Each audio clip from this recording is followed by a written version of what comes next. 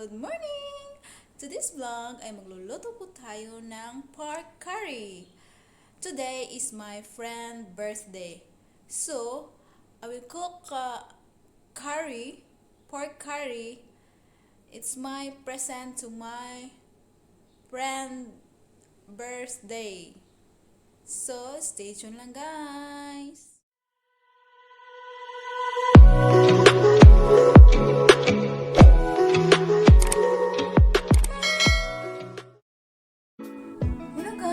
Ito na pala ang ating kailangan ng mga ingredients.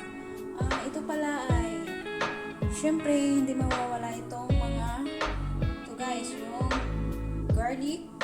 Kasi ang lulutuin natin ngayon is pork curry. So, you will need this one, the garlic, the onion, the bell pepper, and then the ginger, and this is the stock pot by the pork like nor cubes, like that guys. And then this is the paste curry, and this one is the chili powder because my friend requested that she likes spicy, so I put the spicy chili powder. This is the best curry paste is the spicy also. This is also spicy mixed curry, and this is if you want a little bit of sweetness, this is one is the like sweet sauce, and then this one is salt, and then this one the soy sauce. So we will start na guys. Starting na guys to syempre of course the first thing to do ay and then I put already the oil, so let's turn on the so guys we will start na guys. So I need this not spatula, the wood spoon. So, but before anything else, I wearing my apron. So let's do like that, guys.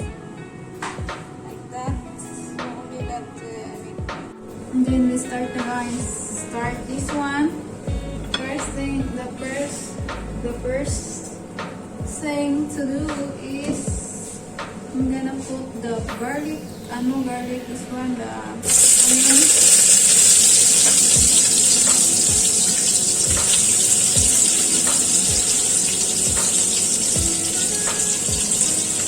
A little bit brown.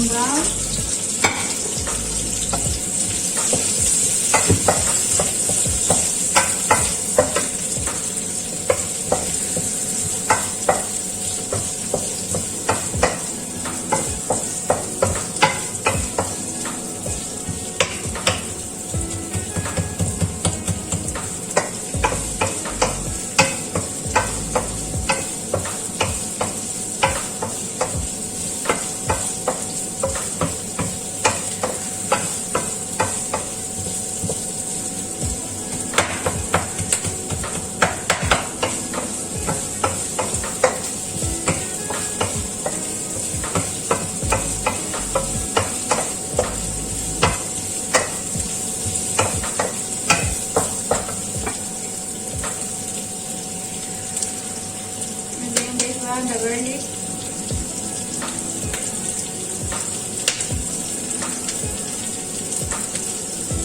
This is the garlic, guys. The garlic, the curd.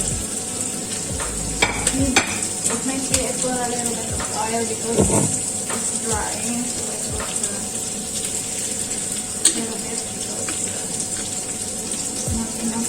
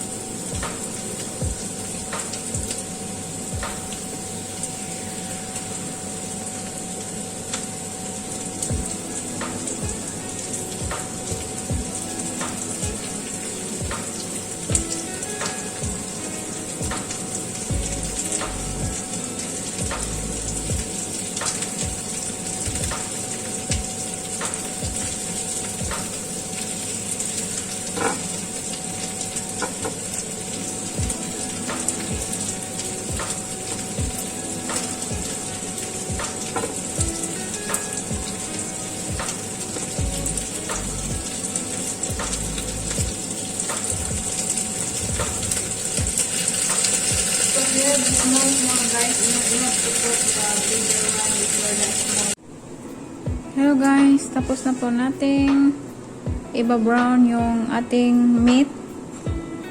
So, next steps ay maglalagay na po tayo. Same ano na lang guys, same pot lang ang gagamitin natin kasi may lasa na to siya guys. So, no need to wash because it's not dirty. It came from this one, the meat. Because I fry first the meat before we put anything. Before I put this one guys, before I put this. Now it's the